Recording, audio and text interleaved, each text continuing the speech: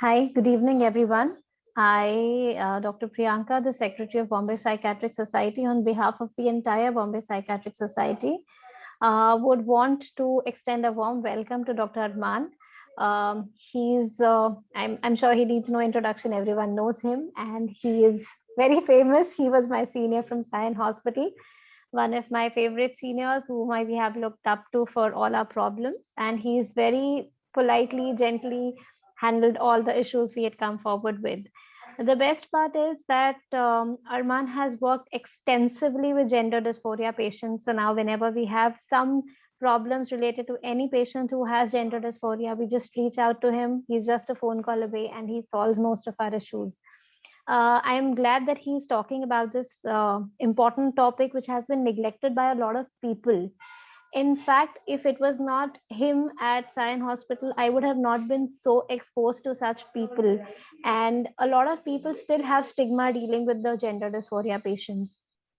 And we don't understand the kind of mental issues they go through. So I am very glad that Arman is going to speak about these issues and going to let us know how to deal with them. Thank you, Arman, for coming over, and over to you for discussing your experience. Thank you. Thank you so much for the kind introduction, Priyanka. It was lovely working with your batch also. Let me, return the compliment. And thank you for arranging this program to BPS, of course, Dr. Avinash D'Souza, and for you managing everything so brilliantly. And so I'm going to talk about my own experiences in dealing with patients who have gender dysphoria.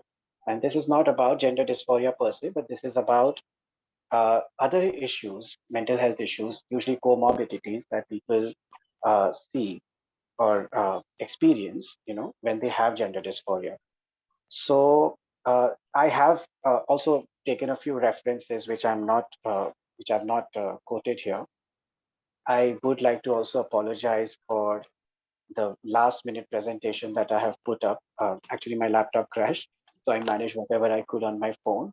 And if you don't like the presentation much, you can look at my face, which my wife said is not a very bad idea, but she could be biased. But starting, I'm Dr. Arman Pandey. I identify as a male. My pronouns are he, him. And let's dive straight into it. We understand what gender dysphoria is.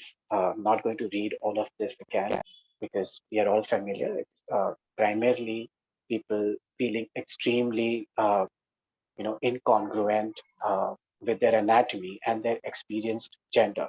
The way they see themselves, the way their brains define their self-image is very different from the way their body actually looks and their social gender. Okay, and it's a pervasive disorder. It starts usually during childhood. People take some time coming out to themselves, and around adolescence, especially when puberty hits, the symptoms are the most severe. Gradually, people usually realize that there is a way out, that they can actually be the way and look the way that they feel or they want, and that's where they start thinking about transitioning, about changing their anatomy. Uh, and we see people approach us as they understand that these are the treatment options. So I will not go through the details of how we diagnose gender dysphoria. The topic is some other mental health concerns that arise because somebody who has gender dysphoria is in a different circumstance. There are certain very unique reasons why people could have certain ways of, that their brains could actually form certain ways of coping with their situation. So, special factors in the trans population or people, especially who have gender dysphoria, is that one, they are in the minority. So, there's something called as minority stress. In any community world over, if a group of people are belonging to the minority section because of their race, their religion, their gender, their identity, their beliefs, whatever it is, it induces a lot of stress on the individual members of that community, a lot of psychological stress on individual members, and we have seen that individuals belonging to the minority are more predisposed to mental health illnesses or mental health conditions, mental illnesses. Okay. A lot of times, and in fact, this is a common thing across the modern society as well, that there's significant amount of transphobia. Okay, people who are different are usually looked down upon, and that leads to transphobia. And in many different ways, it is projected in our day-to-day lives. We see that in media, we see that in jokes, we see that in discussions, and a person who's actually gender incongruent or who has gender dysphoria may internalize this transphobia. What I've seen happen with individuals is that it takes them a long time to accept, to come out to themselves actually, to completely accept their gender identity as something which is normal and natural and not a pathology, something that can be allowed to happen, that can be allowed to exist. So this also predisposes individuals to a lot of mental illnesses, the internalized transphobia. And of course, there's lack of adequate psychosocial support. There's lack of support from the healthcare system as well. People have just about started, understanding, acknowledging, and supporting genderqueer people. So these factors predispose individuals who have gender dysphoria to have a lot of other mental illnesses also. The commonest one that I have encountered and that studies have also shown is depression, major depressive disorder. Um, I think almost every patient who has come to me, I can easily say that at least 70% of them have had at least one episode of depression in their lifetime. And many of them have depression at the time of visiting the psychiatrist also. Studies have shown that depression is almost 2 to 3 times more common than it is in the non-trans population, in people who have gender incongruence. Uh, I'm not going to go into details of, technically what is depression and everything. I'm just going to make it as clinically relevant as possible. So the way to differentiate between a mood disorder like depression and gender dysphoria is to understand that depression is a pervasive mood disorder. It's present most of the times, most of the days for a certain duration of time. Whereas dysphoria is a very negative feeling which is experienced in the gender context. A person who has gender dysphoria but does not have depression does not otherwise feel low or demotivated or sad or irritable or lacking in interest in other activities.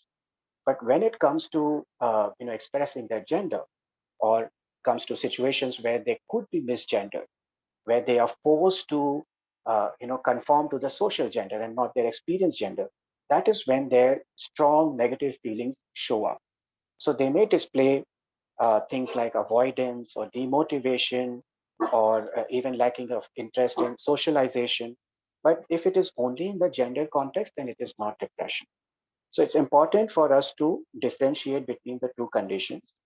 Depression is pervasive, it's present across all contexts, whereas, just, sorry,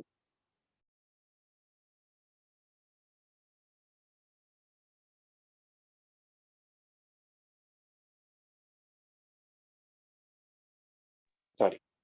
Uh, yeah, one of the problems with Zoom meeting. So, like I was saying, depression is more pervasive, and dysphoria is a feeling which has a strong element of disgust and rejection. Okay. It is not just feeling sad about the body that I have, and my body does not match the way I look at myself. It's not just sadness. There's a definite element of disgust and rejection. It is very apparent when people are describing dysphoria. Okay. You can see it in their body language, in their expressions also. And you can pointedly ask them how exactly do they experience dysphoria. So that's another way of differentiating between the two issues. Um, I have not come across a single patient of gender dysphoria till date who has not contemplated suicide. And studies have shown that self-harm, suicidal attempts are way more prevalent in people who have gender dysphoria than the non-trans population. But yes, suicidal ideation can happen in both conditions. Again, we have to understand the context. Okay, if it is very frequent, if the ideation is very strong, people have acted upon it, then definitely it is depression. But if again it happens only in the context of their gender expression, their ability to express themselves and be who they are, it is about their actual worry about their social life, about their future, then that hopelessness or that suicidal ideation may not be coming from depression. So that's another point that we need to keep in mind. Just because a person has depression does not mean that we delay their uh, you know treatment of gender dysphoria. The treatment for both the conditions should proceed simultaneously. It's not like one is more severe than the other or one is dependent on the other. The treatment should proceed simultaneously. In fact, a lot of times depression does get better on its own even without medical intervention as the dysphoria settles down. So depression may be dependent on dysphoria, but it's not the other way around. People do not become dysphoric because they have depression. Okay, so in my view, treatment should proceed simultaneously. Uh, we can delay psychological testing, which is important to give certification so that the person can give consent for medical transition. We can delay psychological testing till the depressive symptoms are gone, especially if the person has a lot of cognitive symptoms. Then I prefer that we delay the testing. Uh, SSRIs are the drug of choice, work wonderfully well. They do not interfere with HRT. Also, if a person is taking estrogen, SSRIs are in fact a little protective with no interference with testosterone also. So they are very, very safe to use. We can start with a low dose. I usually generally, use escitalopram 5 milligrams, or depending on the symptomatology, even fluoxetine works very well. Sertraline works very well. So, uh, treat, like we usually treat depression, we can use our favorite drug. And if a person chooses to undergo surgery, then we might have to stop the medicine a couple of days before surgery and again resume in 2, 3 days. It's very important if a person has comorbid depression that we do a regular follow up all through our transition. Unfortunately, what I'm seeing happening is this trend where even patients think that the psychiatrist only has to provide them a certificate.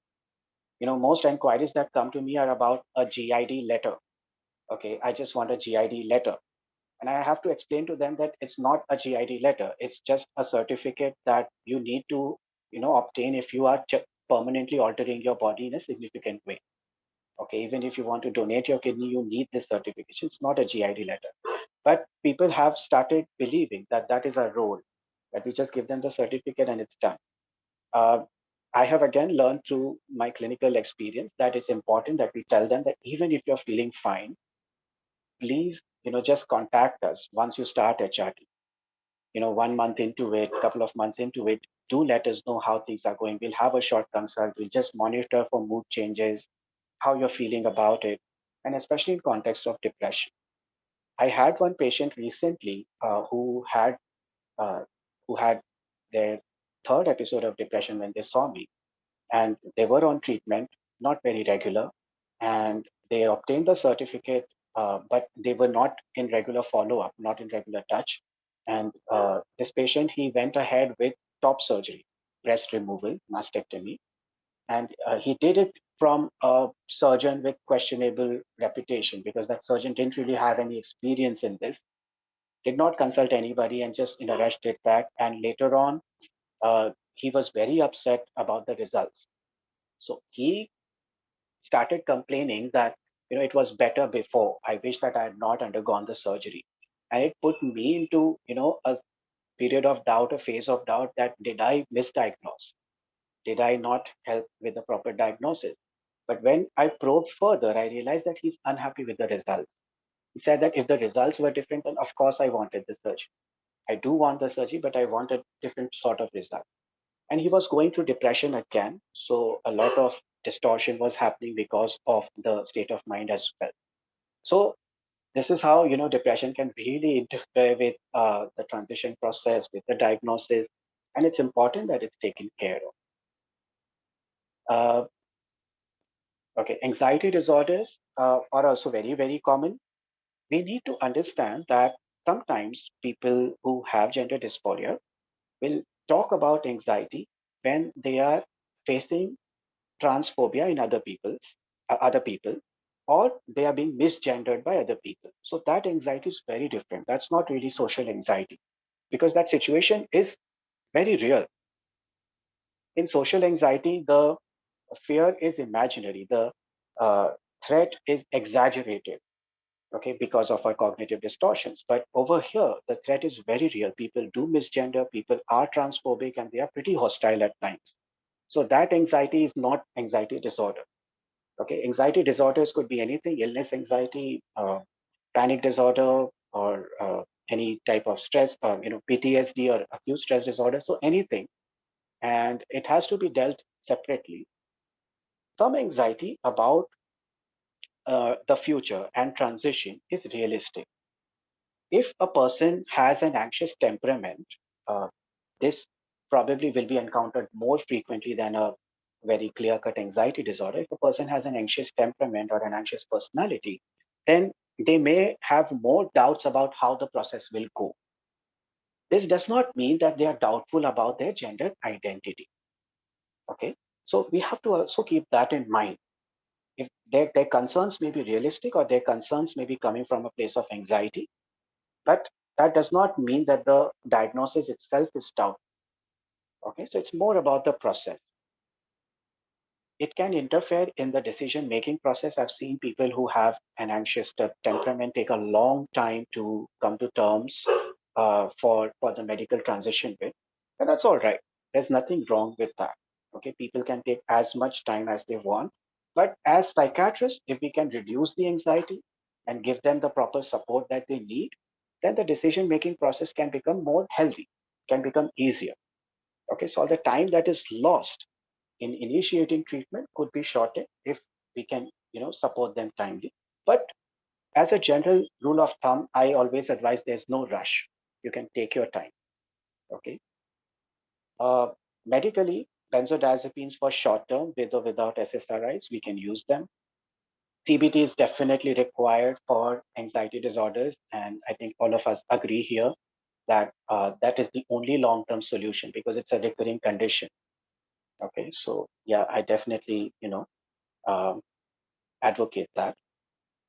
OCD, I've seen at least, two or three patients with OCD who had simultaneous gender dysphoria, and it made their transition process quite difficult. It was very difficult for them to adjust to the changes because they wanted perfection. Okay, so when they started having facial hair, it had to be a certain way. The surgery, the results have to look a certain way. Okay, so that tendency of perfection coming from maybe OCD or OCPD, that can make it quite difficult for them to adjust to all these changes. Sometimes it may even interfere with the diagnosis of gender dysphoria, because they themselves are in doubt. They're like, am I really having gender dysphoria, or you know uh, this is my imagination? Do I not have gender dysphoria? Do I not feel this way? This ambiguity or ambivalence about their thought process sometimes comes from OCD. And we have to understand, when we are giving a diagnosis of gender dysphoria, that do they have this or not? If someone is displaying this doubtful tendency, then is it only about gender dysphoria, or in general, in other contexts, other situations also, they display this ambivalence? Okay. So OCD, I think, is pretty underdiagnosed, and we should take that very, very seriously. We should help them understand whether this is coming from their gender experience, or a general tendency of questioning every experience that they have. Okay. OCD thoughts are usually ego dystonic. They're intrusive, repetitive, and they're not confined just to their gender expression or appearance. We will see symptoms of OCD spilling over to other areas of their lives also. Like I said, seeking perfection may create difficulty during transition. Thankfully, we have very good, plastic surgeons who are almost like God, and they can really give perfect results. But OCD can make that even difficult. Uh, I suggest that anxiety and OCD should be treated very, very aggressively, irrespective of whether the person decides to proceed with gender dysphoria as in the transition process or not. Okay. And like I said, do not rush into transition as adjustment is difficult for people with anxiety. Okay, I'm rushing through the slides so that we can have some more time for question and answers. And I'll just, go through the disorders and then you can ask a specific question. Personality disorders are more problematic to surgeons because, they are the ones who are responsible for the final outcome. My advice to psychiatrists is that, and psychologists is that you need to decide with your client if you are really treating the personality disorder or just helping them out with the transition process. It has to be a very clear cut agreement. Okay, let's not mix up the two and let's not, make them not understand what you are treating here. Okay, so that clear communication is very, very important. In severe personality disorders, there could be again a problem with adjustment. Okay, so we need to assess the capacity for psychosocial adjustment. And this, I think, can be assessed more clearly through clinical, tools.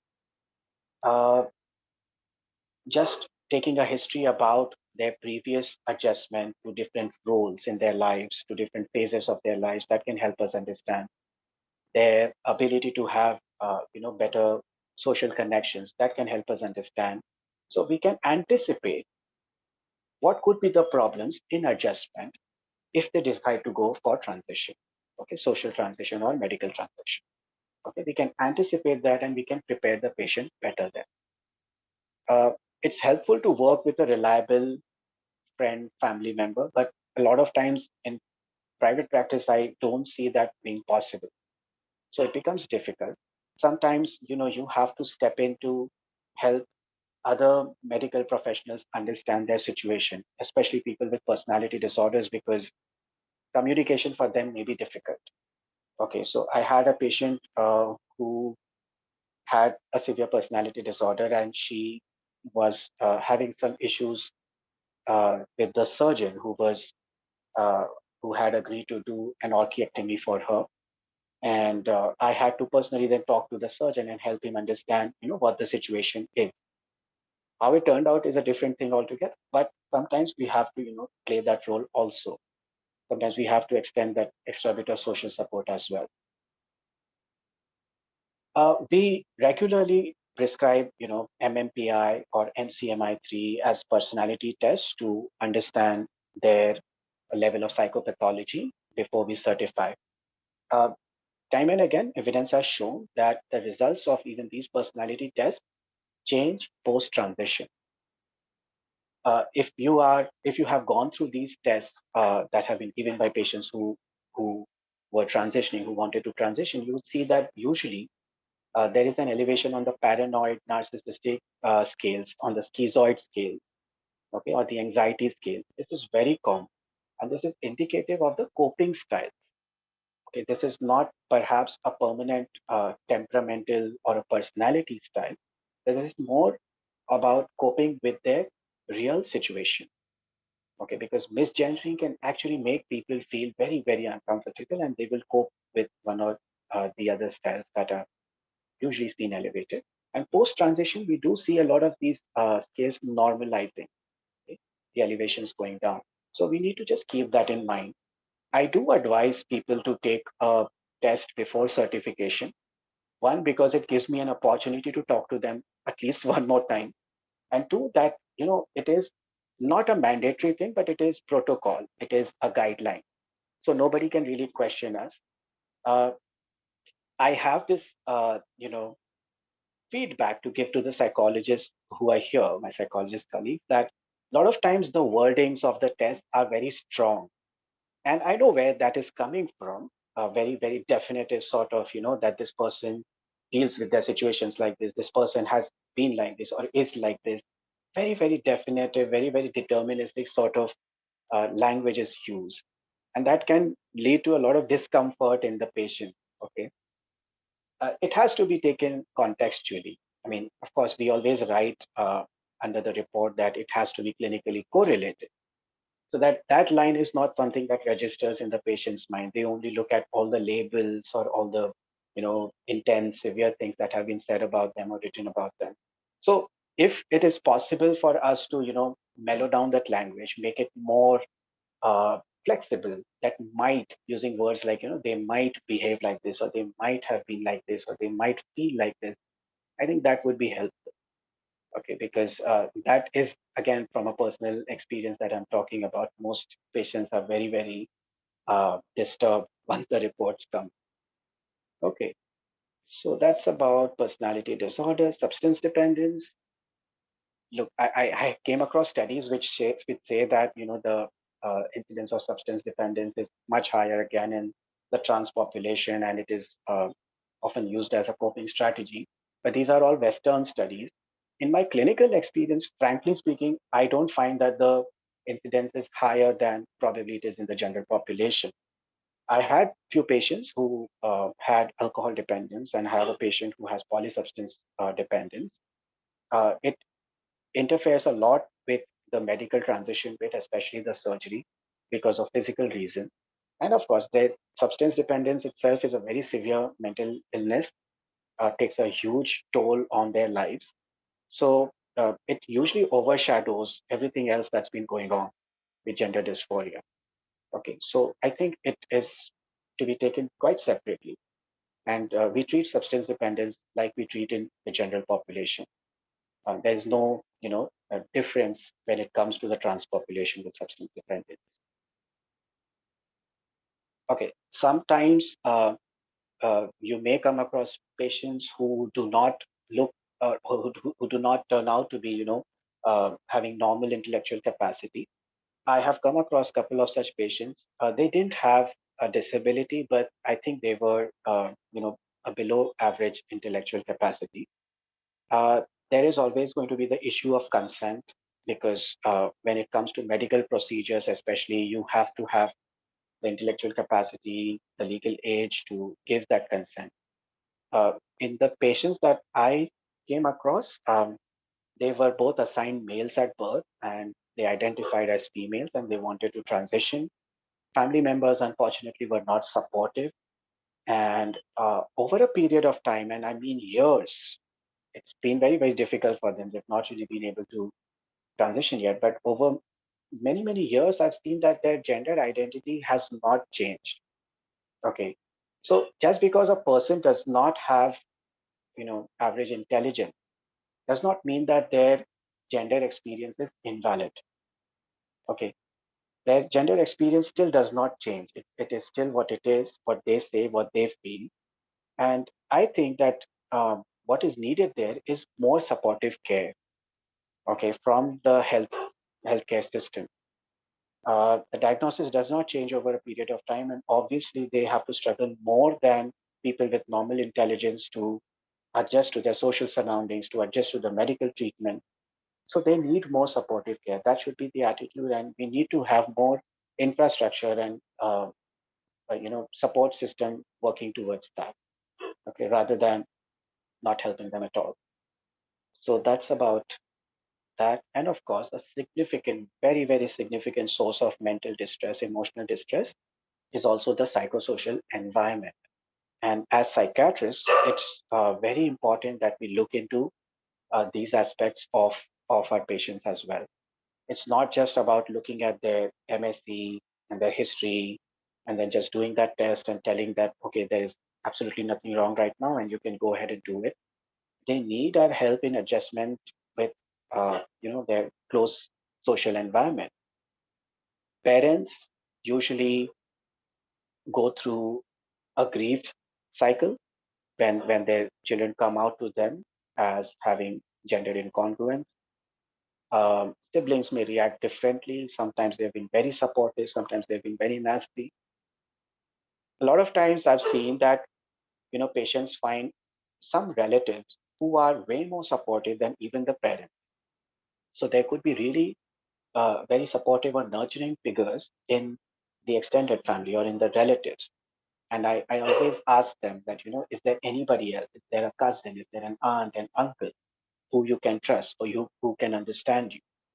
So that's that. Spouses and children, yes.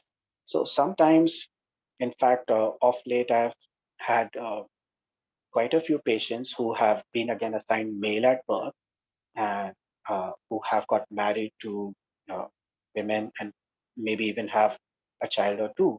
And but they have always identified as women themselves, and they have come out to themselves or uh, to to their social environment at a very late age.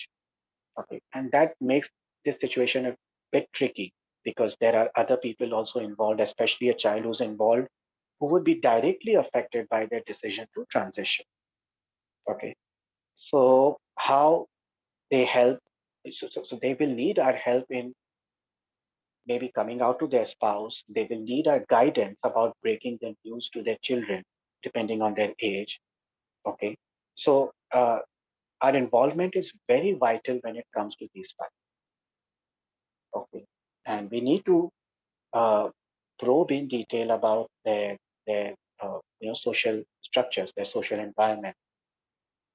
One of the key things that I usually mention, when I'm writing down history is about the social support. Have they come out to the people who are close to them, and how much social support do they have? Another important factor is the work environment. Uh, for younger people, it could be their college, it could be their school. For older people, it could be their occupational environment. And in whatever way we can, we need to, offer our support. Sometimes just writing a letter, explaining to the superiors, the colleagues about what the condition is and what needs to be done can provide a lot of relief situation wise. A lot of organizations are quite trans friendly, or at least they are trying to be trans friendly. There are some organizations which are exclusively for people who have transitioned or who are trans. Okay, so a lot of work is going on in this sector. Finances are another important aspect of a stressor. They could be very stressful. Uh, so fortunately, we have hospitals which can offer trans-friendly treatment for gender dysphoria, even surgeries at a very low cost, which are run by BMC like San Hospital and uh, even government hospitals in various cities, for that matter. But uh, there is a general tendency for people, and it happens usually word of mouth to go towards private healthcare sector, and the surgeries can be quite expensive. So we need to also inquire about the financial support or strain that a patient may be having. Okay, so that's also an important area of assessment. Okay, so that's about my presentation. This is Elliot Page, who recently came out as a male, identified as a male, and previously was known as Ellen Page. So I just came to know about his transition today, and I was very happy to share this picture. Let's have some conversation. Any questions? Any comments? Yes.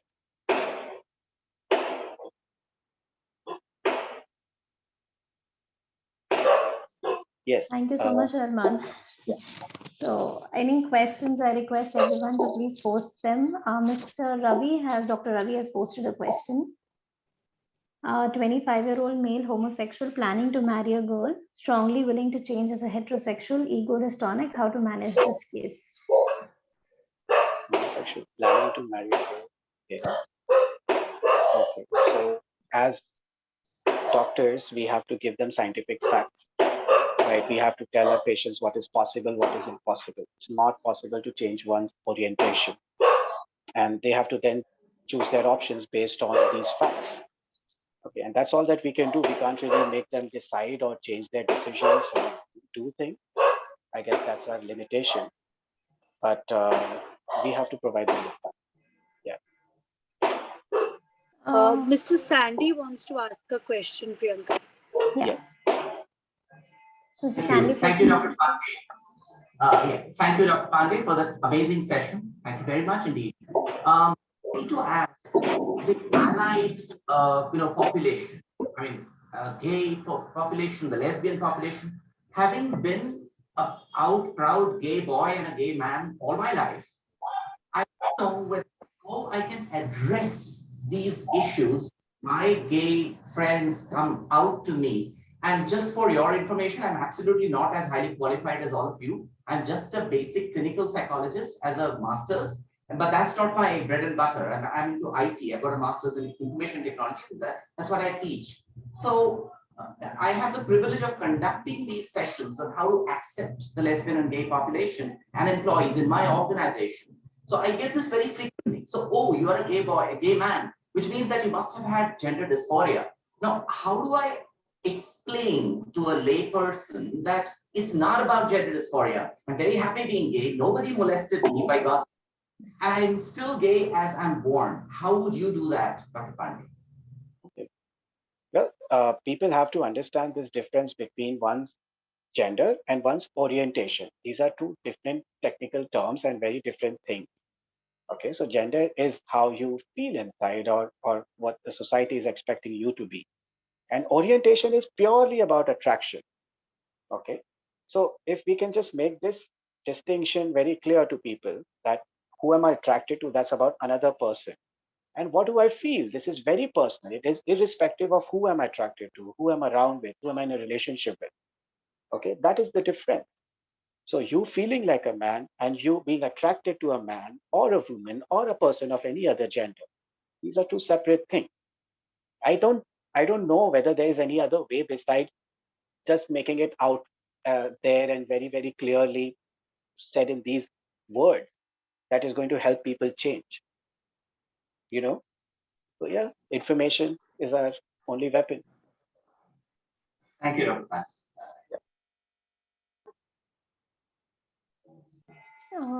So Ashish Thakur has asked if he's wondering if there's currently any support group for individual confused about gender identity. Arman, if you can just. Yes, there are. So there are these various groups on WhatsApp these days. Uh, if you want to go to a proper organization, then Humsafar Trust is doing a brilliant job since many, many years now. And they can also guide to different, local groups where people can find a support system. But there is this Happy Trans Men group. There is a group for trans women also, but I don't remember the name. The best thing is to contact one person who identifies as trans or who's been through this. There are many people out there who are clearly declaring about their gender identity. So most patients who come to me already know of these Instagram influencers who have had gender dysphoria, who have transitioned, okay, and they already are part of these groups. But to direct them to a more reliable, organization, I would trust the Humsafar Trust. Okay, so there are many good people working there, and they can direct them to the most appropriate group that they need. Okay. Also, Ashish, the second question which Ashish has asked is wondering if you could float initiatives beyond the medical fraternity to talk about gender dysphoria. Definitely, Ashish, I would say that BPS will take this initiative. I think we'll involve Varman once in this, and we'll hold a program for the non-medical fraternity also. We'll try our best. Arman, if you There's have also anything a to say. question, I think, Priyanka, about Yes, yes. how do we initiate gender neutral parenting? I was coming to that, yes. Gender neutral parenting. Well, okay. We have to understand that gender has been part of our civilization for a very, very long time. Okay. Gender per se refers to the norms that any culture or society associates with a particular sex.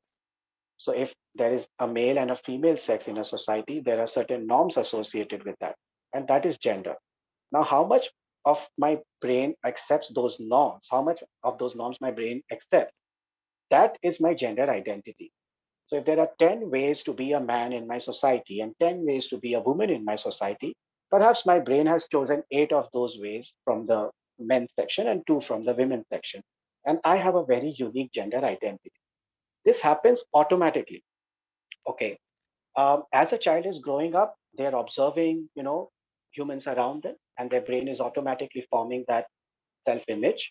And around 3, 4 years of age, when that identity sort of starts, manifesting to them, gender identity is also realized, and gradually people become more and more aware of it.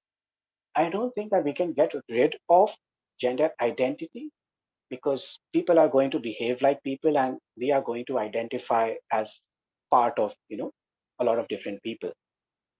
uh, you may call it gender, you may call it something else, but we need, certain parameters to identify ourselves. That's a very basic thing that humans need, be it our nationality, be it our religion or ideologies, whatever it is. But human beings need certain things that other people are doing, that they can identify to understand themselves, to form their own image. Okay. Gender neutral parenting should, I think, focus more on breaking stereotypes. Okay. That there is not just one way to be a man or one way to be a woman, or there is not this strict category of man and woman even. So, more than gender neutral parenting, if it would be like a non binary or a more fluid sort of a parenting, okay, more about focusing on what the child is and how they want to express themselves, how they want to feel, what they want to do. Okay, I think it's about that. Then we don't have to worry about, uh, you know, you worry about how to develop their gender. Okay, it develops on its own. It's very, very natural. One doesn't have to shape it.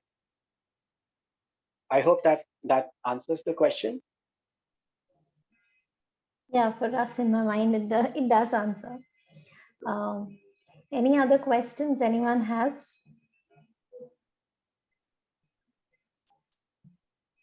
Thank you, Mr. Rashid. Pandey, would you say the same thing? Like you have neutral parenting, would you also say sexual orientation neutral parenting? Because when a child talks to his or her or their parents, how would you advise those parents? Absolutely, absolutely. I don't believe in these categories. Honestly speaking, nature didn't make these categories. But we human beings have to understand our world. We have to understand our environment. So we categorize things. Okay, so we use labels. Again, that's very natural. I don't have any hard feelings against that. But honestly speaking, labels don't exist in nature. I feel attracted to a person, and that person may happen to be of a certain sex, a certain body shape, a certain type, whatever. Okay. So uh, if we just keep it about what the person is feeling and not what it is called, I think that is the meaning of inclusivity. You feel attracted to someone, that's it. We don't assume and we don't say that you can only be attracted to this person or that person. Right. So, yeah, just refraining from labels and just tuning into feelings. Okay. Thank you. Thank you, Dr. Pandey. I think, Arman, I can see a change in the surroundings, at least starting from the school level only. I would say, thanks to the publicity, the LGBT laws which have come into place. As a mother, I can see that even the school is now accepting norms, where they do not do these labeling, and somehow I feel very happy about it, because earlier, I think when we were kids, we were never brought up into this society when we were taught so openly about all this. But now I feel that actually we worked a long way, and I feel so happy that people recognize that yes, it is an important issue to be talked about. And as you very well mentioned in your presentation, I'm really thankful for bringing out all the issues they go through so well, especially the psychosocial issues. So I think that's good. And Dr. Swapnil has sent me a message that he wants to know about the support group for the individuals to interact with like-minded people. uh, Dr. Swapnil, Dr. Mann has mentioned about Humsafar Trust, and I'm sure if there are many others which Arman can highlight. I can share it with you, Priyanka, and maybe you can just Yes, group member. yes. So it will be. Or if Arman, if you could just put an email ID or something where somebody could get in touch with you directly, or if you can put that under the chat, then maybe they can kind of get in touch with you. Yeah, because we do come across these issues very commonly. I have dealt with a few patients being in private practice who just come and ask about these issues. So we are not even aware where to send them, though we have contact with you. So I just call you up. But yes, that is a common question that everyone asks. There is another question in the chat box which says that 14-year-old male, intellectual capacity falling in dull normal range, brought by his mother, reported one instance of cross-dressing on projective test indicates towards gender concerns could be seen. However, the child denies any feeling of sadness or, one second, just scroll down, sadness or anxiety related to gender. He isn't very open to share. So, I mean, how would we deal with such case, Arman? I mean, ideally, the parent should just, let it be. Let's just see what happens, because he is a child, and children can experiment, adolescents will experiment, and the intellectual capacity, I don't know how much of that is really, going to interfere with their experience. But my suggestion is just wait and watch. There is no need for any sort of intervention as far as the gender is concerned. Okay, and let the person, you can just lay it out in the open that, there is something called as gender. Sometimes we may want to dress up in a certain way which is not allowed by the family, by the society, or others may, not really dress up in that way, but they may tell you otherwise, but it's okay. So if we can normalize that gender experience, then we are creating that open platform where they can come to us if need be. But I don't think any active intervention is needed.